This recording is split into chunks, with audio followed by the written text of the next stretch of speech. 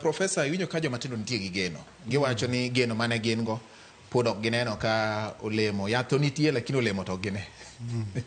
Yes. En adieri ni gima ne vijende owuok ne oko ka gikelo ni mondo lokruok obedie, ne nitie gik mane ok timre mabeyo e piny mane ok oluwore gi sheria mane jogi okadhe. Chenro mar sirkal mar kelo tije, chenro mar sirkal mar kelo kwe, chenro mar sirkal mar thiedho ji, chenro mar sirkal mar loso sirkal ma oriwo ji te man gi the face of Kenya, nikech katiba dwaro kamano. Koro ne giwuok oko ma ginyiso ni gigo gidagi ok gidwar. Ji noyie kodgi mang'eny ni gima giwachono kare. To piny ok inyal rito ka onge kwe. Katiba ok nyal bede ka onge kwe. Koro gima ne itimo en ni onego bedie winjruok mondo ji obed piny, owach gik machandogi, vijende, civil society, jo sirkal, political parties, te ma ji winjre wanyalo timo achiel, ariyo, adek.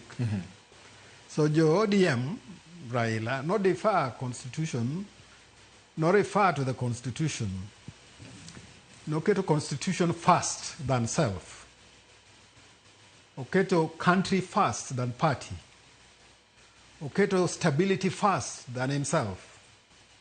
To do that, he required him to consult with the people. So he went to Nyanza, he went to Western, he went to Rift Valley, he went to Northeastern, he went to Coast, he went to Nairobi.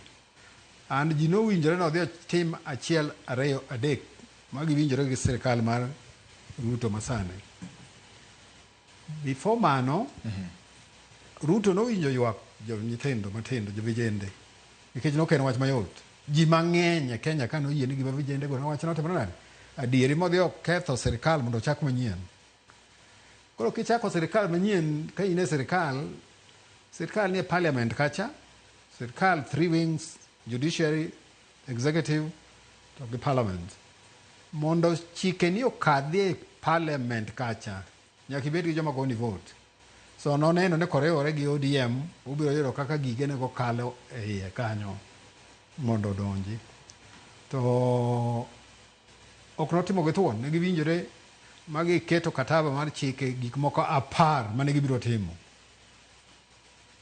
Inclusivity, unemployment for the youth, looking at the nenro mar katiba madwaro ni position mar cabinet secretary obed constitutionalized, position mar two-thirds gender rule obed normalized through katiba, a lot of things. So those things gikete winjruok kacha. Koro gima nengo ji openj sane ni to winjruok no luwo gima ne gitimo no koso luwo. Ti wacho ni wacho lembo. Sirkal en about interest. Political parties en about interest. Gimi yudo kanyo en ang'o. Wan gi political parties maro moingo 50. Koro gima ji dwaro kacha en competition mondo winjru how to get there. To ka in gi idealistic mind, Nyiso ni in gi paro maliw. In gi idealistic man ma ok realist person. So inyalo feel ni onge gima osetim. No. We have lived here. There are changes which are positive to what these people are doing. Mane minyalo count kata those benefits. Osekel jok moko kacha modonje e cabinet mondo tim achiel, ariyo, adek. Political party mar ODM nigi interest.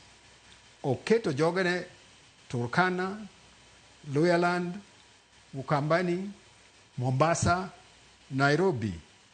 That is how to build a political party. Among us, 20 years. So that is the interest, number one. So that is, it does not mean nigin right. It serves their interest. Kuro ngama paro nem gino kote marama ber. Ti wacho to wawinjo. Apathy. Apathy mar ngama kelo apathy. The apathy me wacho no. The apathy is not the right word. Manilo ne systemic political marginalization. Manotim nijolo because they have been in opposition from independence. Wabede going Odinga a few years kato gole. Then from that time was a bit opposition. But the opposition is not apathy. It means we stood for certain right. So you negotiate yourself into the right place.